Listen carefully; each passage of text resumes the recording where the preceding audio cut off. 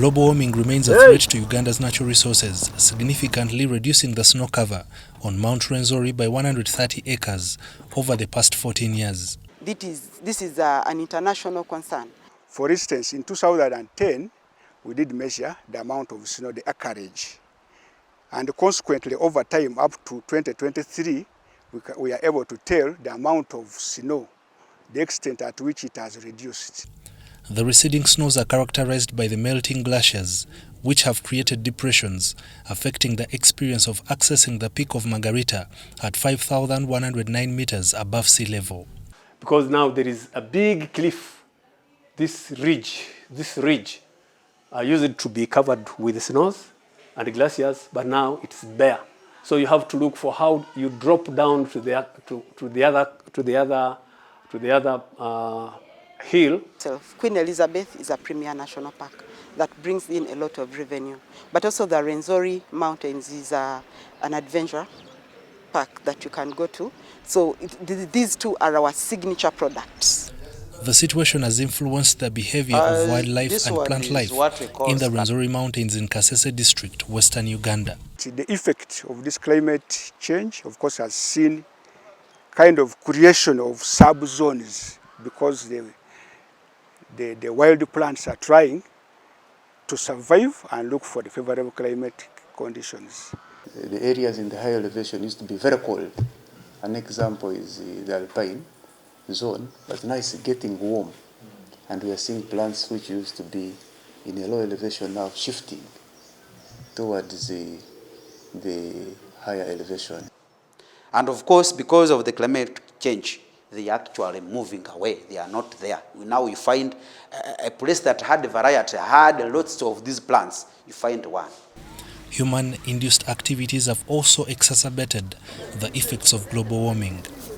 Those impacts are from as far as America. Yes, when they talk of global, the situation is global. As far as America, China, Europe, things like that. By whatever human activities that are going on, the industrialization, agricultural systems and whatever, the impacts are being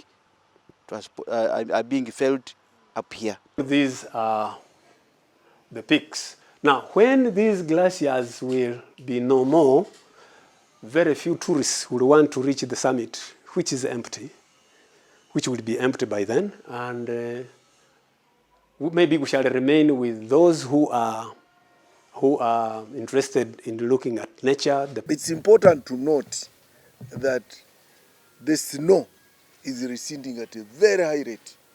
When I grew up, I used to stand at Hima Cement there, and see the snow, just very near there. I used to stand at Rwenzori High School and see the snow. But now, even if you stand at Rwenzori High School, you can't see the snow. Even during the wet season, you cannot see that snow. So there are so many changes. And if we are not careful, they say in the next 30 years, there will be no snow. This reality calls for immediate action to mitigate the situation, which could result in significant revenue loss for Uganda due to a potential decline in tourism. Efforts remain underway to mitigate the impacts of climate change and, where possible, adapt to the prevailing circumstances. We should reduce on the emission rates so that we have the situation changing. If they can't reduce, then also developing countries should also begin producing, because we need something that can make developing countries also be able to adjust, to adapt. And you cannot adapt when you are very poor. It's not possible. You will still be affected by climate change. So we have partnered with WWF to restore 200 hectares of the degraded parts of Rwenzori Mountains National Park. So we have to really work tooth and nail to ensure we conserve this environment, because it is our home. We don't have any other home. And we must live in a very clean environment, in an environment that can can continue rejuvenating and cleaning itself. The receding snows on Margherita Peak suggest the urgent need for action against global warming and human-induced activities to protect Uganda's natural resources and the tourism industry.